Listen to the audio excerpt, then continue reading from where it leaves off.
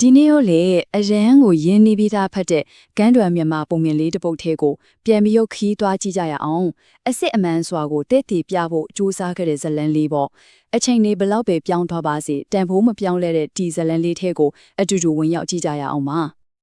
ကဲမင်းသမီးအစ်စ်တစ်ပါးဆိုတာကိုဘလို့များတက်တည်ပြကြမလဲဟုတ်တယ်အဲ့ဒီမေကွန်းကပဲဒီပုံပြင်တစ်ပုဒ်လုံးရဲ့ဇလန်ဇက်ကွက်ကိုစတင်လိုက်တာပါပဲဆိုတော့ဇလန်ရဲ့အဓိကဆက်ဆောင်ကမင်းသားလေးတစ်ပါးပေါ့သူ့မကလေတော်တော်လေးကိုခေါင်းမာတဲ့ရေမန်းချက်တစ်ခုရှိရဲ့အဲ့ဒါကဘာလဲဆိုတော့သူ့တိုင်းပြည်မှာရှိရဲ့မင်းသမီးတွေအားလုံးပယ်ချော့ပြီးမင်းသမီးစစ်စစ်ကမှကဘာပတ်ပြီးရှာမယ်ဆိုပြီးဆုံးဖြတ်ထားတာသူ့ရဲ့မိဘတွေကိုဘီလိုပြန်လျှောက်တင်လဲဆိုတော့မှန်လားပါနေပြည်တော်တင်ရှိတော့မင်းသမီးများကိုမင်းသမီးအစ်စ်များကိုတားတော့မှမထင်ပါအရက်လဲမနာတို့ထွက်ယူရှာရမှသာလေမင်းသမီးအစ်စ်ကိုတွေ့ရလိမ့်မယ်ထင်ကြောင်းပါဗျာတဲ့အဲ့ဒီစကားကိုကြည်တာနဲ့တင်သူ့ရဲ့ခရီးကဘယ်လောက်ထိစိတ်ပိုင်းဖြတ်မှုပြင်းထန်ပြီးထူးခြားမလဲဆိုတာကိုခံမှန်းလို့ရနေပြီနော်ကဲဒီလိုနဲ့ပဲမင်းသားလေးရဲ့ရှာမွန်တို့ခီးစဉ်နောက်တစ်ဖက်ကိုကြိုးလာပါပြီ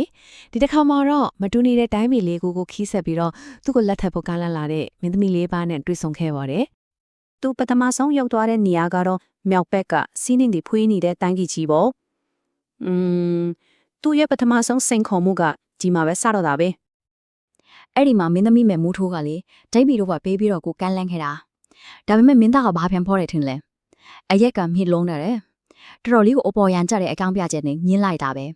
ဲဒီနေရာမှာဒီမင်းသားရေရေချင်းထက်ရိုးရီကိုပို့ပြီးတော့အာယုံစိုက်နေတယ်ဆိုတာကိုစပြီးသတိထားမိလာကြမှာပါမြောက်အရာမှာတော့အစိတ်မပြေခဲ့ဘူးပေါ့နော်ဒါပေမဲ့မင်းသားကလက်မလျှော့ပါဘူးသူ့ရဲ့ရှာပုံတော့ကိုဆက်ပြီးတော့ခီးထွက်ခဲ့တယ်ဒီတစ်ခါသူ့ရဲ့ဒုတိယခီးစဉ်ကတော့နီးချီတိုက်ပြီးစီးခုပေါ့ဒီတစ်ခေါက်ကျတော့မင်းသမီးမဲပူးညက်ကအိမ်ရှိမင်းယာဒူပေးမယ်ဆိုပြီးအကြီးကျယ်ကန်းလန်းတာဗျာဒါပေမဲ့မင်းသားရဲ့ဖြေတော့ထုံးစံအတိုင်းပါပဲသူ့အတွက်ကယာဒူးကုံရှင်တဲ့ထက်အရက်အမောင်းကပို့အရေးကြီးနေပုံနဲ့အရက်ကပို့လွန်တယ်ဆိုပြီးတော့ရင်းလိုက်ပြန်ရော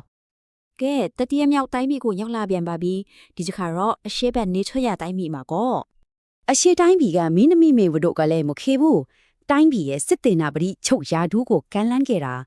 စဉ်းစားကြည့်လေဘလောက်တောင်ဩစာအာနာကြီးတဲ့နေရာလ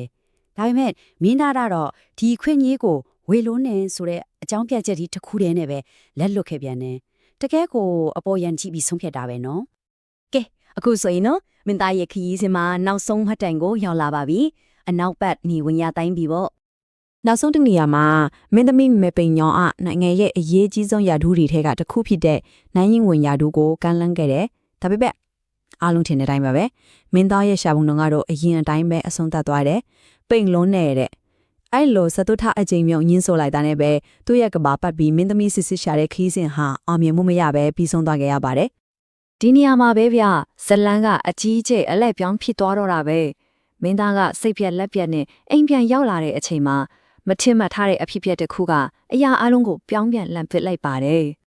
မင်းသားလေးခင်ဗျာသူ့ရဲ့ရှာပွန်တော့မအောင်မြင်တော့အားဒီလေကုံစိတ်တွေလည်းပြက်ပြီးတော့အိမ်ပြန်လာခဲ့ရတာပေါ့ဒါကတော့ပုံမြင်နေတဲ့ကဇလိုက်တရတော့မျောလင်းချက်တွေအားလုံးပြုတ်ဆုံးသွားပြီလို့ထင်လိုက်တဲ့အခိုက်အတန့်မျိုးပါပဲအဲ့ဒီချိန်မှာပဲမိုးတွေကထိထုံလက်စည်းတွေကလက်လေတွေကတဝဝနဲ့မိုးကလည်းတဲတဲမဲမဲယူရနေတဲ့ကြားထဲမှာလျို့ခွက်စမ်းကြတဲ့အဲ့တေတယောက်ကနန်းတော်တကားကိုလာခောက်ပါလေတော့အဲ့ဒီမှာဒီဇလန်ကထပ်ဖြည်းပြီးနဲ့ပိုပြီးစိတ်လှရှာစရာကောင်းလာတော့တာပဲ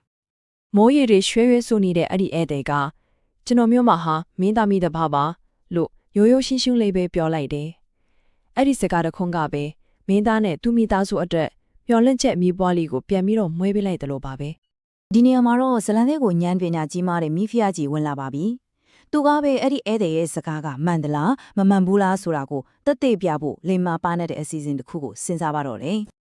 မိဖုရားရဲ့စမ်းသက်နီကလေးလေတော်တော်လေးကိုရိုးရှင်းထလောက်အန်အောဖို့လဲကောင်းတယ်သူဘာလုပ်လိုက်လဲဆိုတော့အရင်ဆုံးတလုံးပေါ်မှာစားတော့ပဲစစ်လေးတစ်စီကိုချလိုက်တယ်ပြီးတော့မှအဲ့အပေါ်ကနေနူးညံ့နဲ့ကွာမွေးအထက်20ကိုထပ်တင်လိုက်တာနောက်ဆုံးမှအဲ့ဧည့်သည်ကိုအိတ်ဆက်ဖို့ဖိတ်ခေါ်ပြီးမနက်ကျရဲ့ဘာထူးမလဲဆိုတာကိုစောင့်နေလိုက်တော့တာပဲအထက်20စဉ်းစားကြည့်ပါလာ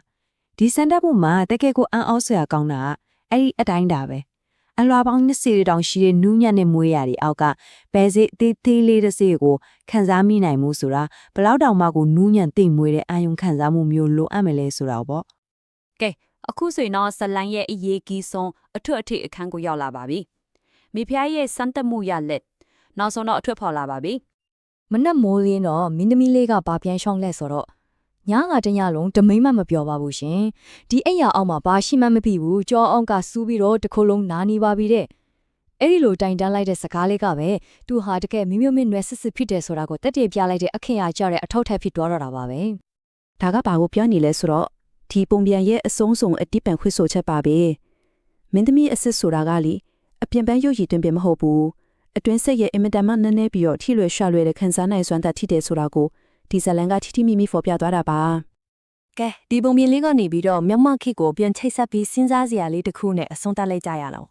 ဒီနေ့ခေတ်ကြီးထဲမှာတော့လူတစ်ယောက်ရဲ့စစ်မှတ်မှုကိုတိုင်းတာဖို့အတွက်ဘယ်လိုမျိုးဘဲစစ်ဆိုင်တတ်မှုတွေကိုအသုံးပြုနေကြသေးလဲဆိုတာကိုပေါ့